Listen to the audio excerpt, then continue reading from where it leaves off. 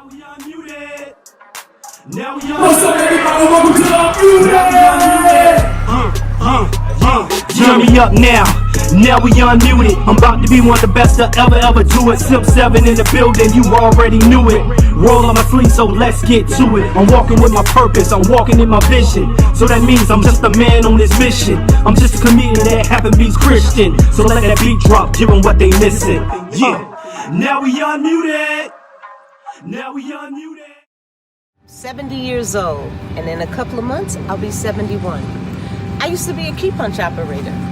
I used to be a hairstylist, flight attendant, own my own restaurant, and now I'm an influencer. I survived the crack epidemic of which I was addicted. I survived the blizzard of '82 when I lived in Colorado. I survived a multitude of abusive relationships. I survived LA riots, of which there were quite a few. I raised an incredible daughter, and now she's my best friend.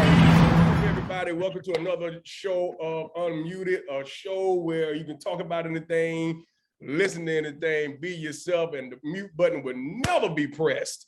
Right here on Facebook Live and YouTube, right here on Unmuted. Today, we have a very special guest. Last time she was on, we had a little technical problems or whatever like that, but it's all good now. She here and look at her. She got dressed up, looking like Kiki Shepard. Go ahead, girl. She's an author. She's an entrepreneur, a world-renowned chef. She's a motivator, a fitness guru, and she's just a phenomenal lady. So right now, we're going to get right into it. But before we do that, I got my co-host right here, Miss Sarah Gavins. She just had to be on, y'all. She just had to be on. But, yes. Well, you had to be on this. You're like, shut down, whatever. But it's all good. It's all good. It's all good. But we have none other than Miss Chef Babette in with us right now. And some very interesting things is going to be talked about today. We all know that you are a famous chef. You have been with Mr. Steve Harvey. My next guest is one of my favorite chefs here in Los Angeles. And I kid you not, she has a vegan soul food restaurant in Inglewood called Stuff I Eat. Please welcome Chef Babette. So, Chef Babette, how'd you get the idea for a vegan soul food restaurant? My husband and I have eaten this way for now 30 years. Well, I met him in 1990, and in 1992 we got married. I was 40 years old at the time, so go. I'm gonna just say, she's 70. Go. This is her. Go. She's 70.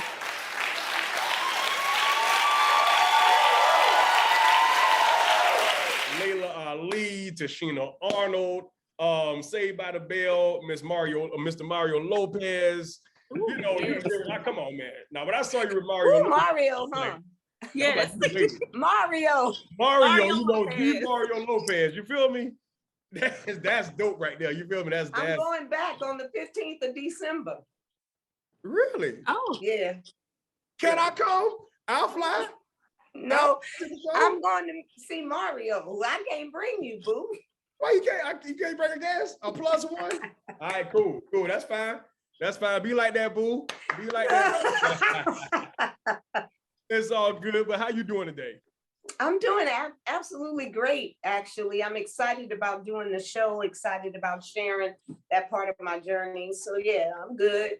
And I'm on time and I don't have technical issues. And you on time. And you know good daggone well it's hard for black women to be on time. I'm just saying. Am I lying? Am I lying?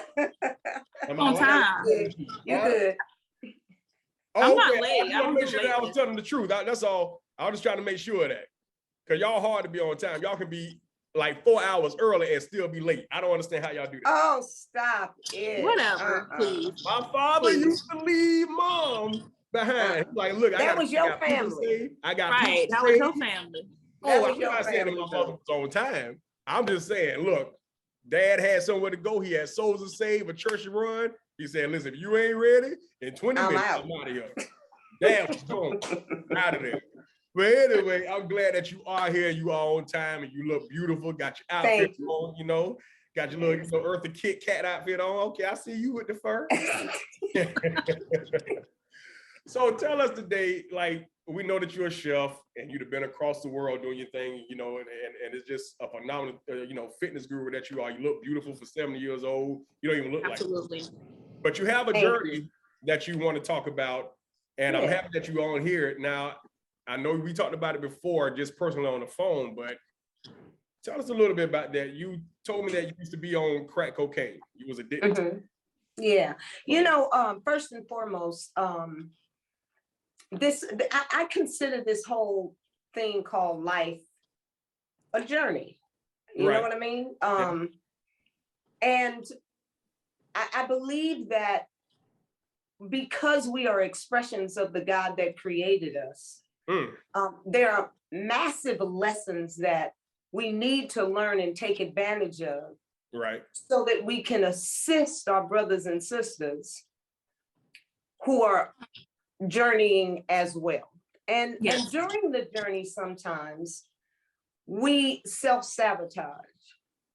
And that particular time in my life, I was sabotaging. I was self-sabotaging. It wasn't a healthy time.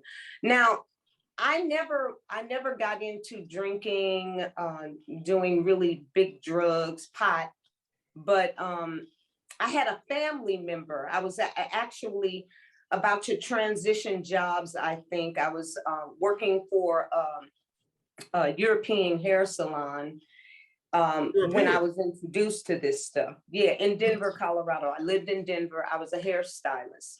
Okay. So I worked for a couple of European guys, and I had been there for quite a number of years, but I had just also gotten a job with Frontier Airlines as a flight attendant. So I was about to transition, but prior to transitioning, I had a family member out here in LA that had been on heroin, all kind of drugs. Wow. And so I came to Los Angeles prior to starting my new gig, came to LA to visit family. And before I went back, this family member said, "You know about cocaine?" And I was like, "Yeah, I heard of it." She goes, "It's a new way to do it. You ain't got to toot it up your nose no more. You can actually smoke it like a joint." I was like, "Really?" And she goes, "You want to try it?" I was like, "Sure, I'll try it." That's all it took. That was the worst decision one of the worst decisions I ever made in my life. But was it? Did you know the side effects of cocaine when she introduced it to you? I didn't know nothing about cocaine. I know people sniff it and stay awake all night. Yeah. But I didn't know, I wasn't a user like that. Okay. I smoked this, I'm thinking smoking like weed. I'm ignorant. I hit this stuff. Now I know I didn't hit it right, but it still had the same weird effects on me that I wanted to. Time out. Flag on the play, offsides, offensive push, backdraft. What you mean you didn't hit it right? See, you just gave away. So you said you ain't know nothing about it, but what you mean you hit it right? No, I did. I'm saying that after I used it more frequently, I finally got a hit.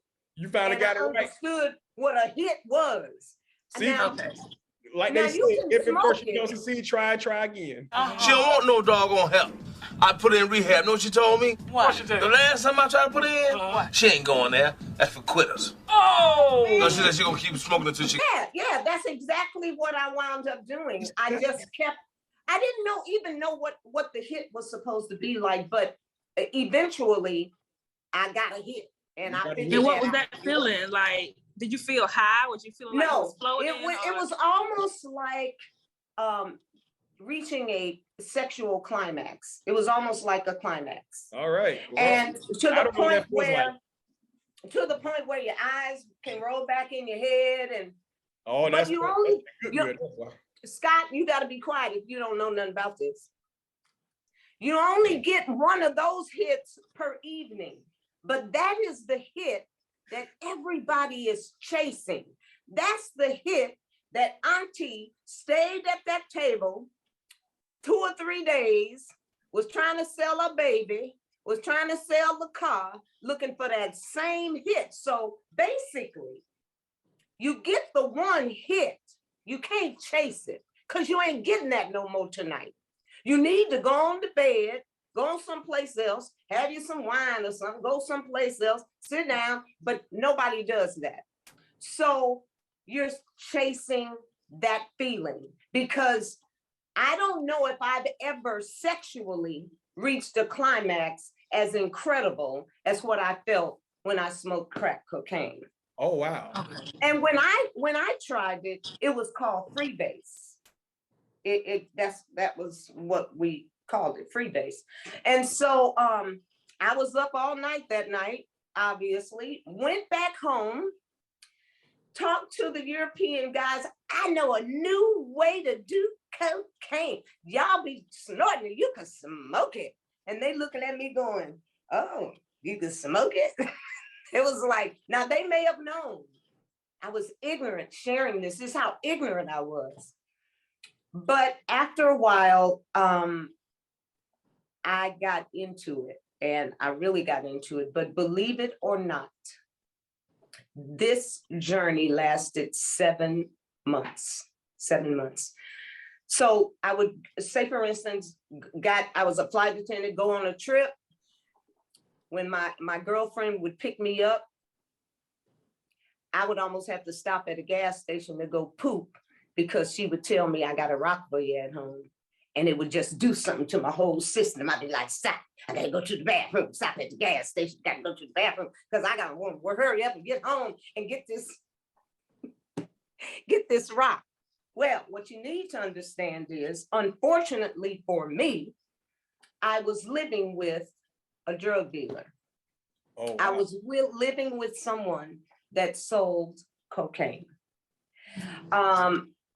And I could get it. I could take it. And I had somebody that would cook up the little rocks, my sister, who introduced me to it. She's since made her transition.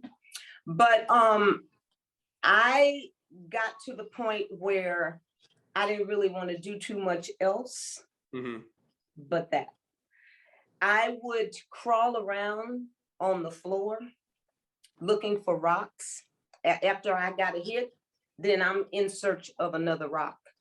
If I was near a white wall and it had a paint on it, I would want to pick that paint bubble off and hold it between my fingers and see if I could smoke it later. I done smoked a lot of cornbread, lot of trash off the floor, lot of trash. I done smoked a lot of trash off the floor.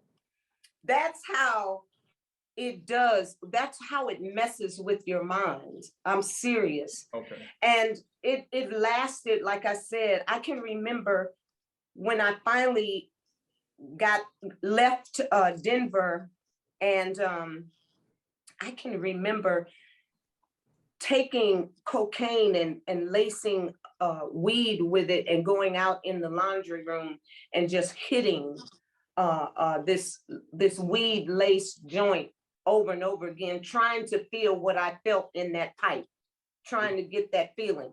Standing out in a laundry room at an apartment building, smoking it, looking like a nutcase, smoking this stuff. And I mean, I couldn't stop. I couldn't stop. Yes. So I have a question. I've seen people that use it. They see stuff that's not there. They are reaching for things that's not there. Like you said, you was crawling on the floor, but they're not crawling looking for anything. They're like going stone crazy. And some of them will pass out with their eyes wide open and it look like they're dead, but they're still breathing. They just can't move. Have you ever experienced that or been around anybody like that uses cocaine? No, well, Scott, you're very young. And when I was doing this, this was back in the 80s when it first came out. So, but the point is, when I was smoking it, it wasn't as crazy as it became. You understand? Yeah. It was pretty much just the cocaine, and we separated the cocaine from the other stuff and got the rock and we broke the rock up and we smoked that. That was all I was doing. Since I did that, it got crazy. So no, the worst thing I ever did was to be up all night for a couple of nights and crawl my ass around on the floor looking for something ain't there, smoking whatever. And I had one girlfriend who used to just always look out the door, the peephole. She just thought somebody was outside. That it made you paranoid and weird like that. Right. But I lost tons of weight. I had a very dear girlfriend that I grew up with. I had 2 pair of pants on one day, and I was finally off the stuff and was going to get me something to eat. This is when I was eating everything that wouldn't nail down. And I was going to get me a chili burger. And she looked at me and said, "Why you got 2 pair of pants on?" I didn't know she could actually tell that I had layered myself because I was so skinny. I had lost so much weight because you don't eat when you're smoking crack. It takes away your appetite, It totally takes away your appetite. It totally takes away your appetite. It takes away your good sense. It takes away your drive. It all of a sudden your journey is now. Your journey. You just is want to like, crave that. Your journey is cocaine. stuck. Your journey is stuck. You understand what I'm saying? Yeah. I'm not moving anymore. Now I'm just stuck. And because I was in a relationship that was set with somebody that had all kinds of cocaine, I could take a little bit here, take a little bit there, and he ain't missing it. I'm thinking I'm being slick. And then one time my sister decided to dig up his stash and steal a thermos full of cocaine. Now these are not nice people I'm with, okay? You don't steal somebody's batch of cocaine. And he brought his hitman into town, and they were ready to put my sister's lights out. In other words, because she wasn't by herself. She sent some guys over into the backyard, dug the thermos up, and then stole the stuff, had come upstairs where I was sleeping, didn't even know they were there. I saw dirt on the dresser. The point that I'm trying to make is I was in a bad place. I shouldn't have been with people with that type of mentality. I shouldn't have been with the man I was with. My sister, I certainly should have kept my distance from her because she had gotten on heroin, cocaine, whatever. Right. I've seen her laid up with cocaine in one hand, money in the other hand, and she knocked out. Just knocked out. Question. So you said something powerful there, and I want you to explain this because we got a lot of young listeners and stuff and people that come back and watch. How powerful is it to hang around the wrong people? How bad can that mess you up? When you're young and you're not in control of yourself and your thoughts, you're immature, you can be misled when you're with the wrong people. Period. You have to be super, super strong. First of all, if you're that strong, you ain't gonna deal with them anyway. Right. So there has to be something about you. Like with me, when I met the person, it was all about driving a Cadillac, him paying all the rent. You know how it was back in the day, back in the 80s and stuff. Brothers was making money doing drugs and they was hooking us up, Mm-hmm. So basically my world had come to a drastic standstill, and I was no longer in control of myself or what I was doing. I had really lost myself, So what do you think is the main reason that a lot of young individuals stay in relationships and stay in contact with people they know is not good for them? Why do you think they do that? Is it because they're looking for something, or we live in such a superficial, weird society. I look at my babies nowadays, I look at the young girls nowadays, we just imitate each other. We imitate each other. We now wear eyelashes that are bushes. Hello, you know, somebody. huh? I said hello, somebody. Yup. But I'm just saying, and it's all about how I look, aesthetics. It's all about this man gonna like me if I show this, if I show that, this, I'm gonna get this. It's all about that. And it basically, I think we just don't have a grip on ourselves. We don't have a grip. We're not strong enough to avoid it because we're attracted to it. It looks good to us. Those people are funny to us. We're immature. And I like her. Oh, look how she dancing on the video. Oh, she naked. Oh. And that's where we are. So it's very simple for us to get caught up with the wrong people, because at that point, we don't even know who the wrong people are. We don't know. You know, I had never hung with my sister because she was into drugs. And why I took that hit from her, I still can't tell you today. But it was something that I needed to do so that I could learn whatever it is whatever I got from that, so that I can now sit here on your show and share what it was like. It was horrible. It really was. I want to tell you what happened, where I found myself. I was sitting in my mother's house in a bedroom that I grew up in. It was empty. I had just been in there smoking by myself. I didn't have any left, so I was high, sitting on the floor, high, looking nuts. And there was a piggy bank in that room. And I broke into the piggy bank. And that is when I had the conversation with myself. Really? A piggy bank? That's what you're doing now? That's what you're doing now. That's who you are. So that was your breaking point. After having that conversation with myself, I never went back. That was the end of it. I never went back. When I got myself a job out here in California with Northwest Airlines as a reservations agent, I can remember when I got my first paycheck, I remember driving on the 10 freeway, going under a bridge and saying, damn, I can really get high right now. And the other voice said, and screw everything up. And I never did it. And here I am today to tell this story, but it was miserable. Can you just imagine?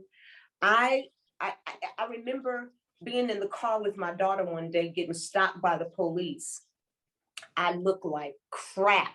I mean, no, just toe up.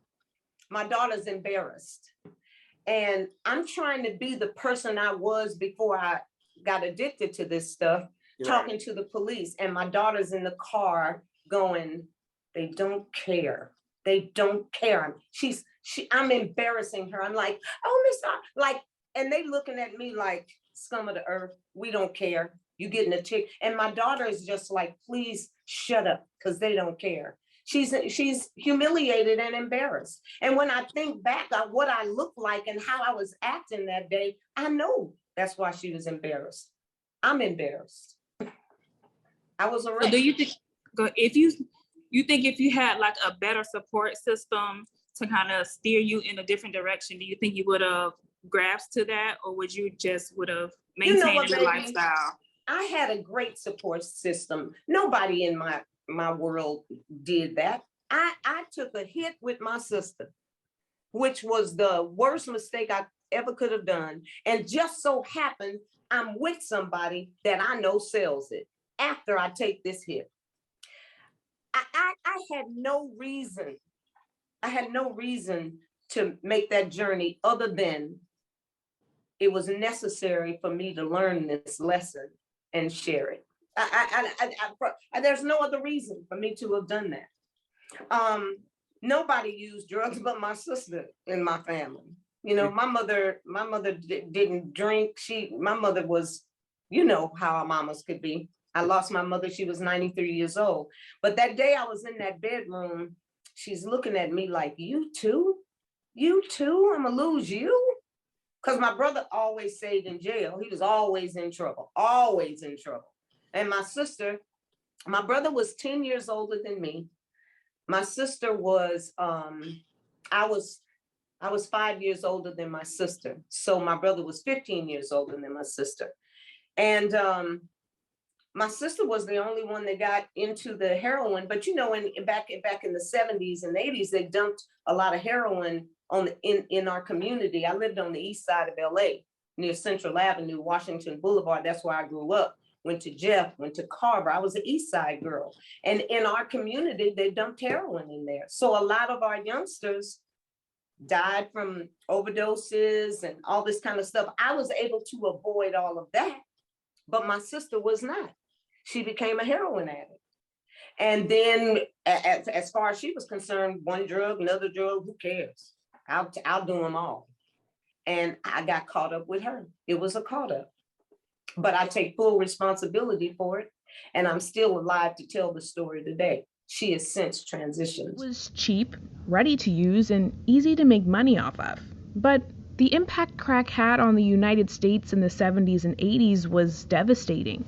It's called both rock and crack, but no matter what you call it, it is nearly pure cocaine and it can kill. The DEA says it was impossible to turn on the evening news without seeing its effects. But how did this start? The epidemic of a drug that seemed to fall out of the sky? Well, it didn't. The United States Drug Enforcement Agency starts the story during the 1980s, when international drug trafficking organizations grew more powerful. The cocaine trade dominated the Western Hemisphere, and the drug hit the U.S. the strongest in 1985. By 1989, the DEA called the epidemic the most important issue in the country. Violence skyrocketed, and cocaine-related ER visits increased by 28 times in just 4 years. I do coke so I can work longer, so I can earn more, so I can do more coke. It got to a point where there was too much product on the streets, driving prices way down. So drug dealers had to come up with something to keep money flowing. They converted it to crack, or smokable cocaine. And now it could be sold in smaller quantities to more people. But the low price of crack made it easily accessible to lower income, typically black, neighborhoods. The Foundation for a Drug-Free World gives us a timeline to show just how quickly things escalated.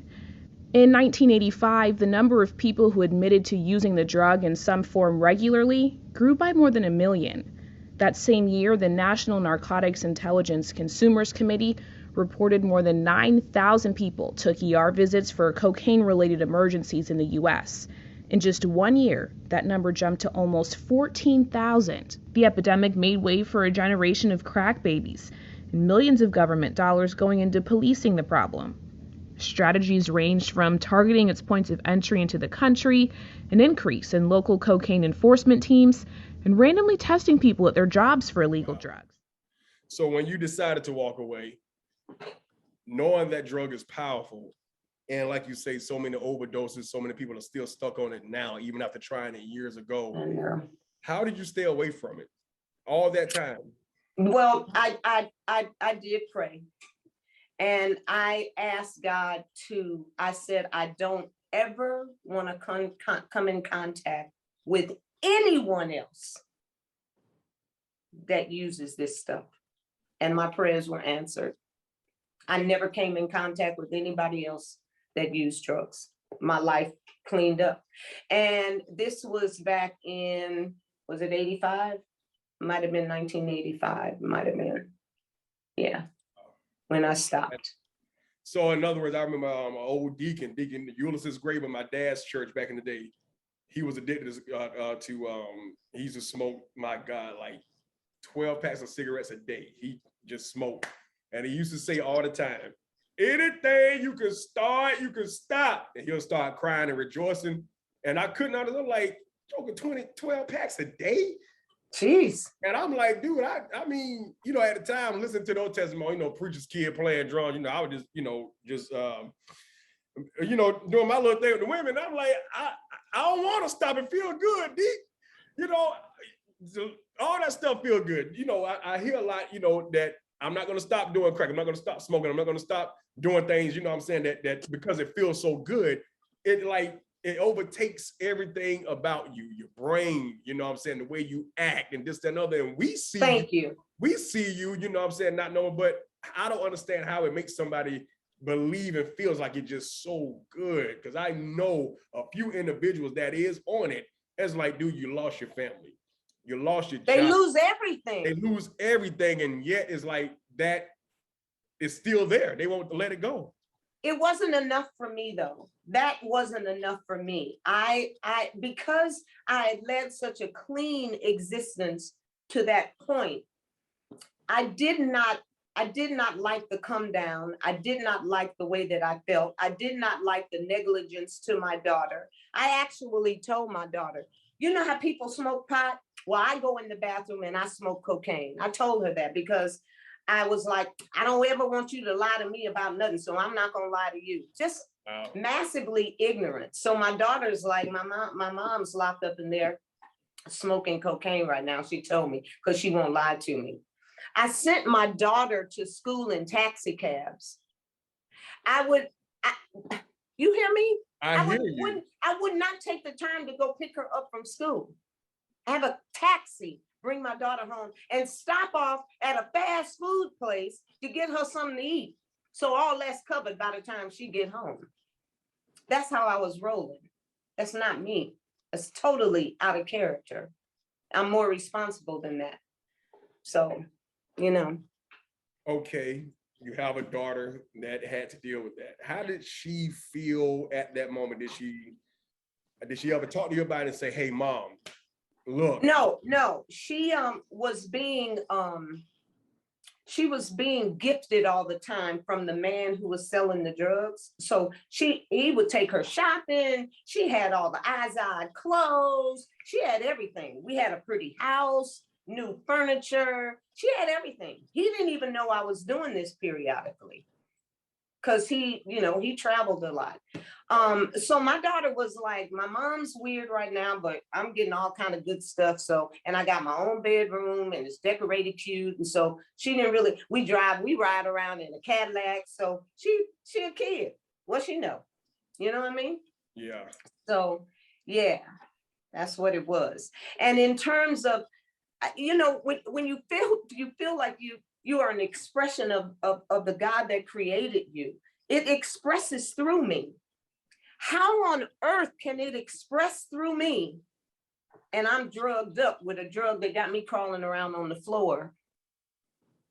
And would find pieces on the floor and hold them between my finger so I could smoke them later, just in case it was a rock. Anyway, that was a wild time, truly. So if anybody right now is going through any type of an addiction, understand that your journey will allow you to be so, how can I say it? To be so worthwhile for the rest of us. Our planet is in peril. We're divided as a nation. We're divided as humans. We're weird about each other's color. I don't like you because you this color. I don't like you because you that color. Yes. But you believe in God. You believe in the Creator. But you think He made mistakes. And so there's just so much going on that we really, really, really need to allow Him to continue to express through us so that we can help heal. But if we sick ourselves and caught up in all kind of chemicals and bad food, people are killing themselves eating bad food. It's the same addiction. It's the same thing. And I have people looking at me, well, I got to have my meat. I got to have it. No, you don't. No, you don't. You're killing yourself. I'm not going to be 80 years old and got to have somebody come in unless something really strange happens to me. I'm going to be good to go at 80, 90. Trust that. Because I have been given such an incredible gift, this thing called life. Such an incredible gift. Oh, yes. And God is constantly saying, I created each and every one of you to do my work, to do my work. What are you doing over there? What are you doing? I was not fulfilling the gift that had been so beautifully bestowed upon me, and that's life. I was not fulfilling my life properly. And for anybody that's hooked on anything right now, if you can get some help and come back, we need you. We need soldiers out here to heal this planet.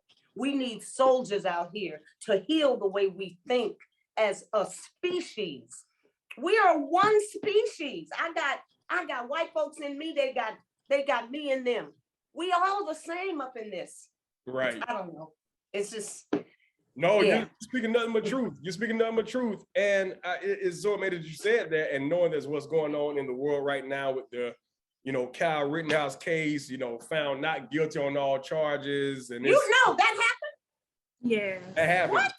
Yeah. Once I take that step back, I look over my shoulder and Mr. Rosenbaum was now running from my right side. And I was cornered from in front of me with Mr. Zeminski.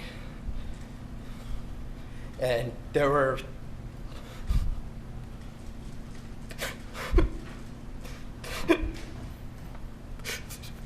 three people right there.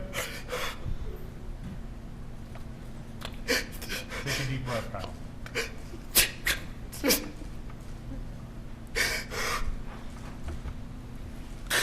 That's what I.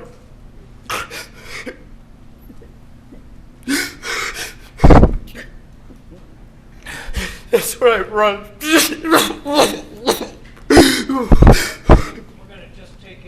Time for our break anyway. You can just relax for a minute, sir. We're going to take a break about 10 minutes, and please don't talk about the case during the break. Count of the information, Gage Grosskreutz, we the jury find the defendant, Kyle H. Rittenhouse, not guilty. That happened today? Yes. He was found guilty on nothing? Not guilty. Not guilty. Clear. He was acquitted. You can carry your AK-47 and your judge and the judge was in on that. The judge was not cool. The judge, first of all, you are underage. You don't live in that town. You got an illegal firearm, and you going there to show out. You going there to be tough and bad. That's what you going for. How are you acquitted on everything? Because he did this. Because you are Caucasian. Because he did this along with being Caucasian. He did that crying. And that was fake. I'm like, if that works, when I get in trouble in my next relationship, I'm using that. If that works for that, I'm going to use that in a relationship where the next text thread is not to her. Who is this in your phone? He forced that cry. I meant to press your name, but what the heck? And it worked. It worked. It works. It worked. No, let me tell you something. He didn't even have to do that. Man. They were going to acquit him anyway. Anyway. Period. He didn't have to do that stupid ass cry. He didn't have to do that. I hate it. I was at work when I saw it. I hated it. I was like, oh, you are so full of it. But he didn't have to do it. I knew they were going to do this. And today, the judge set it all up.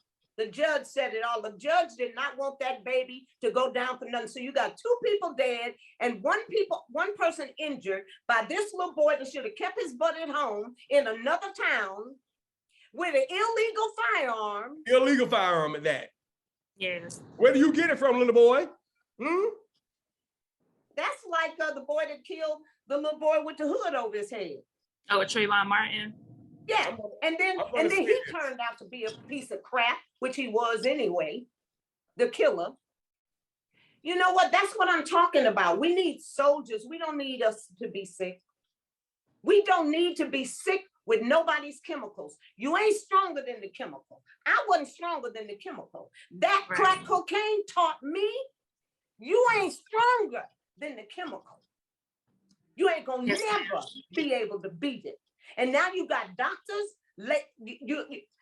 you got doctors giving people 15 and 16 different drugs to take. Mm-hmm. And all of them have side effects. They don't create one drug without a side effect. Miss me. So what you doing? Just getting rich and giving people, using up people's insurance? I hope I ain't That's saying basically too what much. it's for. It's just You're a get using rich up everybody's insurance, and then I'm gonna just Mhm. sell all these drugs to you. Mm-hmm. You got your It's a get own rich people scheme. hooked off of pills and stuff. You hateful and mean. You put drugs in food. You put dyes in cereals to give children.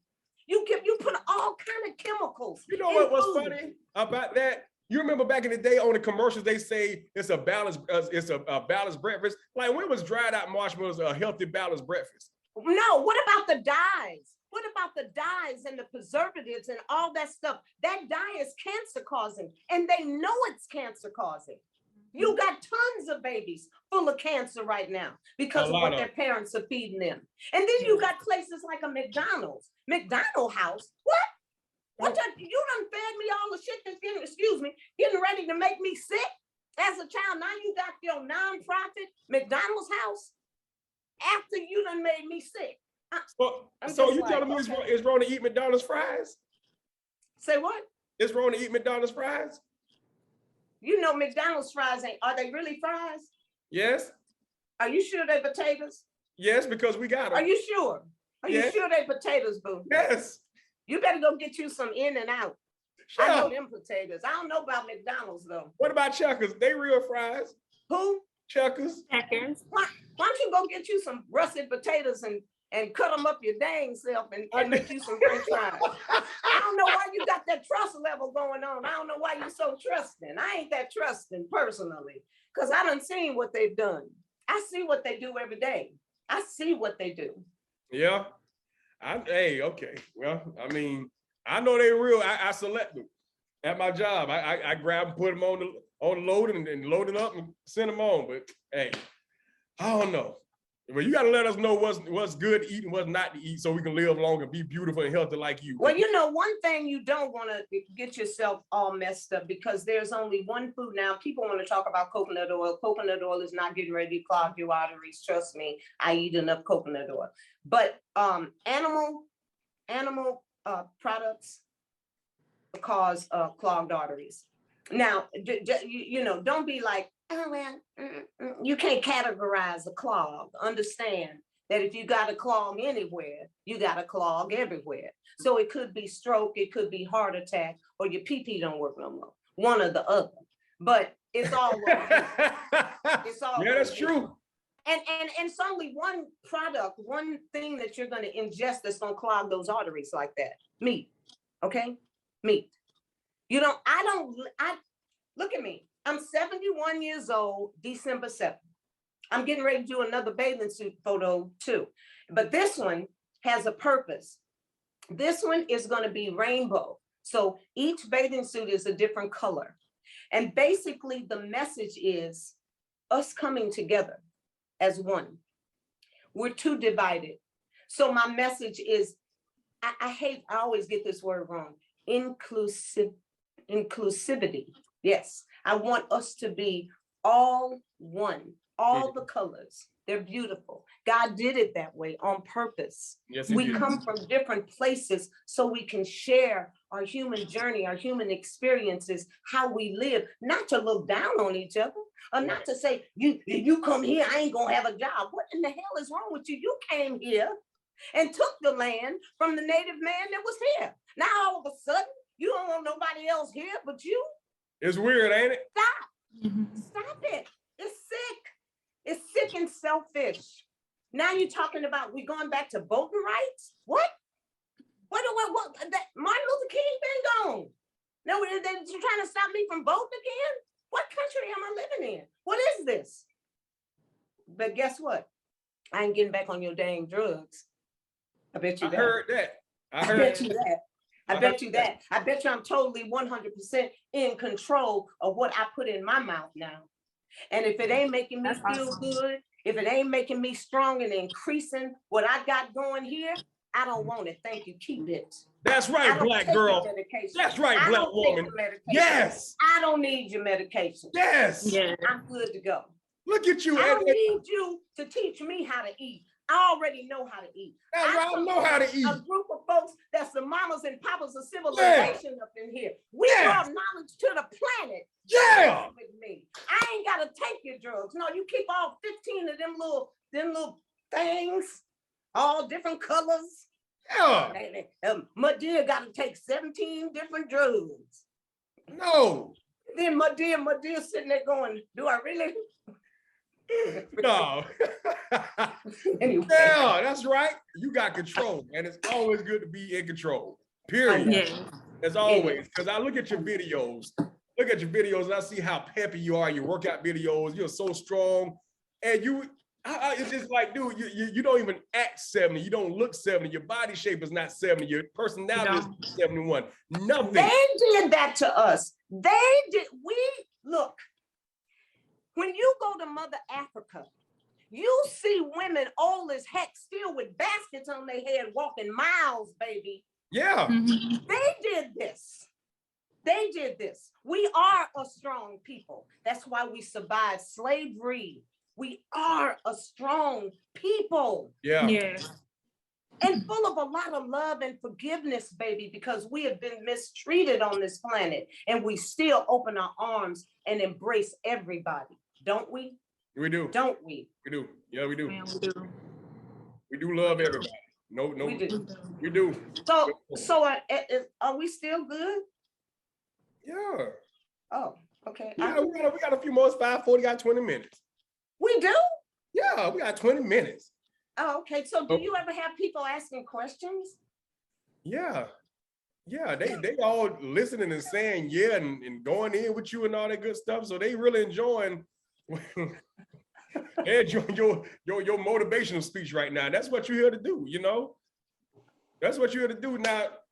I got worked up. I'm sorry. That's good. That's good. This is unmuted. You be yourself. Be who you are. You know what I'm saying? But we do have people on here that are entrepreneurs and just starting businesses and everything like that. And I do have some that want to start a restaurant, food truck, and all. And you have been successful with your business for how many years? Oh, man. We've been at Stuff I Eat since we opened our doors in 2008. Mm-hmm. But before then, I had a cart, a 15-foot cart that we used to lug around. And I was on the parking lot of a spiritual center for 6 years, serving food off of that cart. And we wound up with block long lines. That's why we knew we had a good product. But for those who are interested in going into the food business, understand this. If you are lazy and a slug, leave that business alone. There is always something to do in the restaurant. You are never done. You understand? You ain't never finished. So if you lazy, and the owner better be there if don't nobody else show up. And know how to do everything. So it looks all cute and pretty, but it's some of the hardest work I've ever done in my life. Really is. Really is. And if you don't have a good business acumen, you really need to know how to keep up with the numbers. If you don't know how to do it, you need to hire somebody to do it. You need to know what kind of money you're making. Because if you ever decide you want to sell it, you got to know what you got. You got to know what you're selling. And that's one thing. And too many of us just get involved in something we ain't thinking. Right. So how do you do with food costs? Because food is going up. Well, actually, I'm so grateful that there are 3 of us that are real heavily involved. I take care of prepping food. That's my job. That's what I do. Most of the food that's coming out of Stuff I Eat, I get there 3-4 o'clock in the morning and do my work. My husband handles most of the money and all that kind of stuff. And then we have somebody else that handles all the other little operating stuff. So the 3 of us we have our own, we don't really get in each other's way. Because if you start asking me to take care of some money, and I'm those people that I'm talking to right now. I didn't want to do that part. I don't do that good. I don't do that good. I'd be crawling around on the floor. Do what you good at. Shut up. You said that's what you good. Crawling around on the floor. Do what you good at, man. Do what you good at. That's why, Sarah, I don't want to do a lot of stuff. We were able to keep it like that. So, but it's really it's a beautiful business, especially if you're selling a good, clean product that's going, to me, that's going to be healthy for people. That's not going to make them sick. That's important to me. Where do you get your food source from? Do you get it from a farmer or from an organization? We actually we use if we can get organic, that's what we're using. So I always like to say we're at least 95% organic in our restaurant. And we have organic distributors that bring us the food twice a week. So yeah, we're good. We're good. It's been a heck of a journey. And you would think at my age that I mean, it's like I never really thought about being 71 years old, still getting up at 2 o'clock in the morning, going to work, getting to work at 3 and talking about I'm going to work. But I don't know what else I would be doing unless I would be traveling and speaking and all that kind of stuff, because I don't know how I'm supposed to feel other than how I feel at 71. You understand? I feel like I felt at 40. So basically, I transitioned, started living the vegan lifestyle at 40. I was getting ready to turn 40 because it was in the spring when I met my current husband. He shared some information with me. I read the books that he shared with me and transitioned overnight. In December, I was turning 40, and I basically have never looked back, you know. So the aging process has just been very, very, very slow. But now I live on the planet. I ain't trying to claim I ain't aging. I am. We all have to deal with gravity. That's something everybody's gonna have to deal with. And gravity will yank her down. So that's why you gotta stay, you know, you gotta be doing your little workout and stuff to keep those muscles pumped up, because as soon as you stop, you got muscle atrophy and everything just starts sinking to the ground. Yeah, you're right. My titties been like sinking a little bit myself. You know, you're so stupid. I can't even believe you said that right now. I just can't even believe you said that. I can't even believe you said that right now. But you said that, didn't you? I'm back in the gym, oh, man. Stop it, girl. They started to, you know, sing a little bit, man. I don't like that, man. I'm like, dude, I used to be a gym guru, but now don't be laughing at me, man. I'm just Oh my God. Did you ever get discouraged in becoming a vegan or doing your workout routine? Or were you just 100% full force ready? Never. I felt, you know why I never got discouraged? Because when I stopped eating the old way, I felt better than I'd ever felt before in my life. And I knew it was where I needed to be. I couldn't use the bathroom before. I had eczema, asthma. I remember when I was a child, I had the worst earaches ever. I missed so much school as a little girl because I was full of inflammation. That was what all the eczema and the asthma, it was just inflammation, milk, cheese. I'm eating everything. My mama was addicted to sugar and had us addicted to sugar, and sugar ain't nothing but poison. So stop giving your baby refined sugar or high fructose corn syrup. It ain't nothing but poison. You want to talk about drugs? What you use? You got to take away all the what you use. You want to change it with. What do you use? Sugar. Drugs, sugar. What do you use? Cocaine, heroin, sugar, cocaine, heroin, high fructose corn syrup, all one and the same. You're going to be addicted and sick. Sorry. Sugar. What sugar? What about raw sugar cane? You can't use that either? No, raw sugar cane, baby. If you get you a raw sugar cane stick, you go for it. Yeah, that's good for you. I'm talking about processed, refined sugar, high fructose corn syrup. Look, read about it. The high fructose corn syrup, they got chemicals in that stuff that will burn a limb off of you if it touches you. Serious. It's chemicals. And they don't mind selling it to you if you're going to eat it. You don't eat stuff in a box with a whole bunch of, with 47 paragraphs on it. Like kids wake up in the morning and go get some hot Cheetos. What is it? What are the hot Cheetos? Stop With it, man. Two Stop paragraphs of chemicals. Hot You don't Cheetos even know is what the good. words say. You don't With a even know what Sprite. they say. Hot Cheetos is good with the Sprite. No, hot Chef, stop Cheetos it. is poison. Chef is good. Why don't you try sometime? Come on, man. You try to take away everything that's good for Y'all, if you for a can little hear snack. this, if you're in the But within the Netflix and sound chill. of my voice, don't pay no attention to Scott.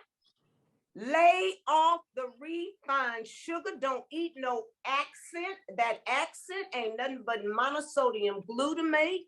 That's tricking your taste buds. Let me tell you how sick I was. My mama used monosodium glutamate on everything. My mama had me so addicted to accent, MSG, that if I went to a restaurant and I know they didn't put no MSG in their food, I would take a Ziploc bag and take it in the restaurant. When they brought my food, I would sprinkle MSG on my food.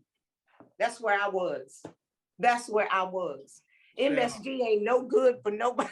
Look, y'all know that, right? What about Special K?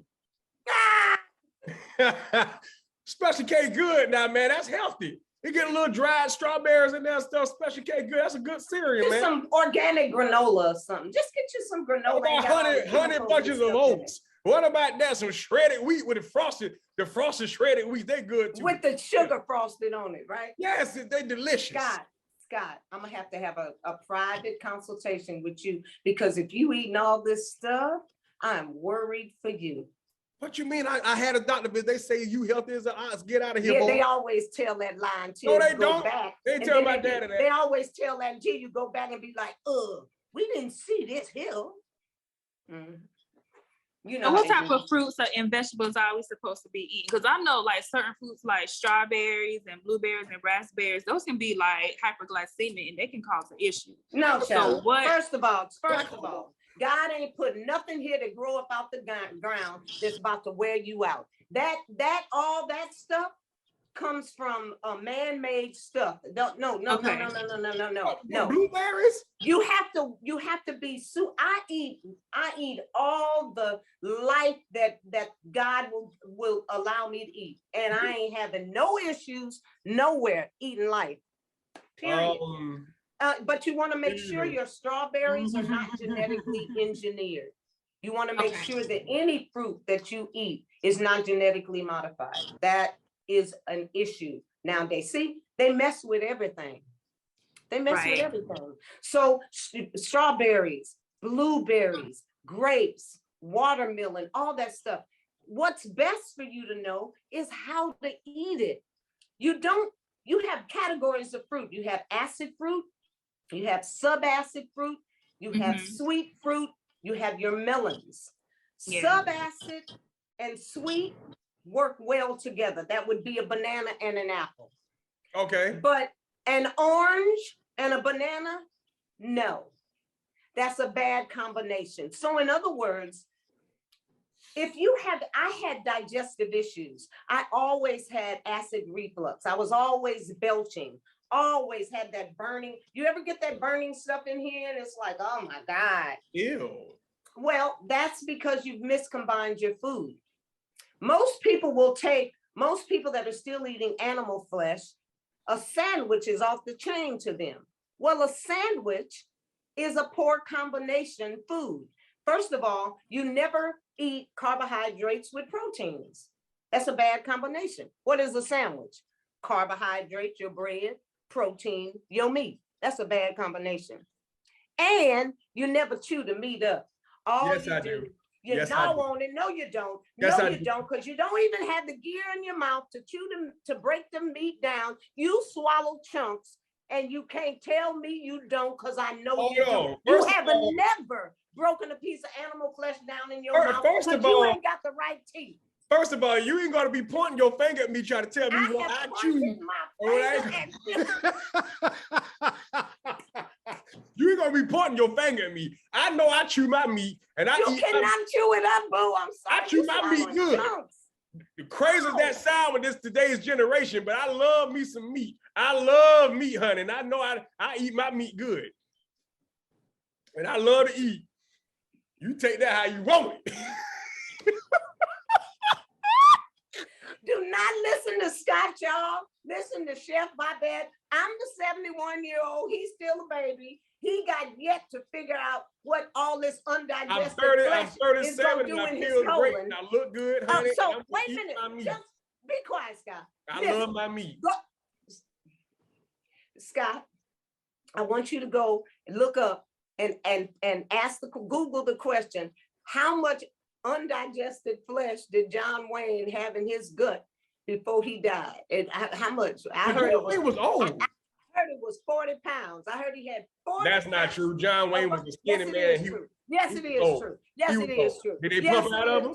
It don't matter. That's all we need. You're gonna have 40 and 60 pounds in yours if you don't stop eating. But you're gonna be full of lettuce and rigor mortis when you. No, I'm not full of it because it comes out every day, boo. Every day. Every day. Remember we had discussions before. If you eat every day, you need to shit every day. We already talked about that. And you know the Christians got upset with me because I said shit. But it's true. You eat every day, you gotta poop every day. Look, they can get upset all they want to, because they be child, whatever. Anyway, unmute it. There you go.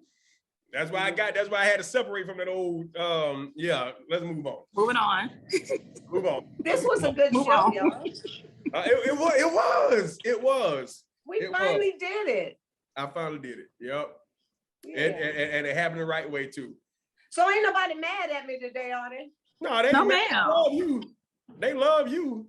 I just don't know how to do algorithms to get everybody back on like last week when the stuff kept messing up. But oh yeah, we're gonna put this on YouTube. That's what I'm waiting on. Oh yeah, my theme music is done maybe tomorrow. So yeah, we ready. All right. We ready. We love you. Yeah. I love you too. I love you too, baby. Yes, ma'am. You too. Thank you. I'm still gonna eat meat though. No, Scott. At some time, baby, you got to really, really, really think really hard about the animal flesh. Okay, there's a lot going on the. I don't eat them. You don't what? I love my dogs. I don't eat them, so I'm thinking about them a lot. You so silly. It's time for me to go, y'all. All right, look, I thank you for stopping by and sharing your story with us. Okay, I hope it was okay. I hope people got something from it. Oh, trust me, I know they did. Did. Tell everybody I love them. I will. She said she love y'all guys. Those that love y'all. She love y'all. Now she got to go cook some food for Steve Harvey and Tyler Perry. Now I'm all done with all that. But just on the 15th. Oh no, I don't think the show is gonna air on the 15th. I'll let you know, Scott, when the show is gonna air. When Access Hollywood is gonna air. Yeah, him. Ario Lopez. Yeah. AC Slater from Saved by the Bell. Yes. Love y'all. Yeah, love you too. All right. Bye. Talk to you later. All right. Okay. Chef Babette, everybody. Yes. Your number one seller and one of my favorites, Lord have mercy, enchilada pie. It really is like a huge seller at Stuff I Eat, and it's incredibly easy to make. So basically, we're gonna start with some tomato paste. We got water right here. You need some agave nectar, and we're gonna put a little Mexican seasoning in here. Next, we're gonna move right over to the blender, and we're gonna make what we call our SIE sauce, Stuff I Eat sauce. Got some silken tofu in here. We're gonna pour a little nutritional yeast. This stuff is really good for you. We're gonna blend it up. All right, so we got our SIE sauce ready to go. This is how we're gonna be. You just keep talking. They're gonna go on the website and get the recipe. Okay, but anyway, we're gonna just add the enchilada sauce to our corn chips and polenta. So once we have this all mashed in place, this is how simple this recipe is. I'm just so excited to show y'all this. We're just gonna dump all this. So we're gonna dip our corn tortillas, and you want them to overlap. All right, so what we're gonna do is put a little bit more of this red sauce on top of here. Now we're putting our cheese on here, and then we're gonna pop this in the oven. And after we're all done, this It's what we got. So I'm gonna serve Steve a slice of this. Let's put some guac on there. He showed us some little spoons. And then some salsa. And then I want you to bite and tell me what you think. Well, how I could tell, huh? I'm sorry, Bill. You know how you trying to cool it? Hey, trying to cool it, get the air in your mouth to cool it off. All right, so anyway, Steve got the enchilada pie. What'd y'all think? Simple, quick, big seller, trust. We got some kale greens here, and the lick to this is a little bit of smoky paprika. We also make our tacos and burritos out of a wild rice blend and black beans. But my absolute favorite, you see I got my little recipe book out here. I fell in love with making these desserts out of the cashew nut. So one of the first desserts I shared with Steve was the peanut power. Cause you know, power. He just remind me, yeah, power. all that. Yeah, so Please know that. I figured. All that, yeah. And I put blueberries in this one. Okay, so that one ain't hot. Yes. Is that off the chain or what? Can I have a bite of yours? Cause you don't even know. I want all of y'all to have some of this. You know, sometimes when you eat healthy, it be trifling. That ain't what's happening at her spot. I've learned that you are what you eat. So by changing your diet, you change the clarity of your mind, change the clarity of your eyes, your energy level increases, your metabolism picks up, you feel better, you reduce inflammation in your body. One thing about vegetables, they reduce inflammation in the body. So if I could tell you all anything, that you are what you eat, and this restaurant stuff I eat. As a matter of fact, it goes like this: stuff I eat, stuff I eat. If you don't want meat, try the stuff I eat. 114 North Market Street in Inglewood, California. Yeah. This what happens when you eat like this for 30 years and you 70 years old. This the biggest tool right here. Ladies and gentlemen, give it up for Chef Babette. Now listen, folks, if you are in the Los Angeles area, you need to check out her restaurant. It's called Stuff I Eat in Inglewood. Get yourself healthy and pick up her cookbook. It's called Cash In on Cashews. It's available on Amazon. To get her enchilada pie recipe, head over to stevetv.com, everybody. We'll be right back. This is my buddy, Chef Babette, everybody. Thank y'all. Hey, what's up, everybody? This is your boy, Simp7, man. Thank you for watching this interview.